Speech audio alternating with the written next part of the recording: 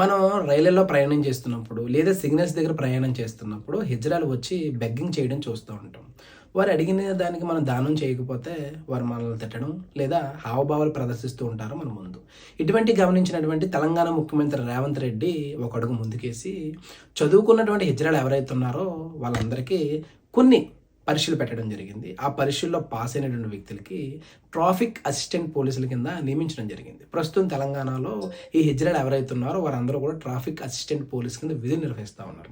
హిజ్రాలు మాట్లాడుతూ ఏ సిగ్నల్స్ దగ్గర అయితే మేము అడుక్కుంటూ అవమానాలకే వివక్షతకు గురయ్యామో ఆ సిగ్నల్స్ దగ్గరే ఒక అధికారిగా మేము విధులు నిర్వహిస్తుంటే మాకు ఇంతకంటే సంతోషం ఏం కావాలి అంటున్నారు. ఇది భారతదేశం అంతా వస్తే చాలా బాగుంటుంది. ఎగ్జామ్ పెట్టారు. మళ్ళీ ఈవెంట్స్లో పాల్గొని బెనిఫిట్గా ఉన్న వాళ్ళకు, ఫిట్నెస్ ఉన్న వాళ్ళకు ఎగ్జామ్స్ ఇచ్చారు.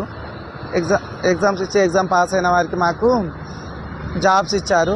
సార్కు హృదయపూర్వక ధన్యవాదములు.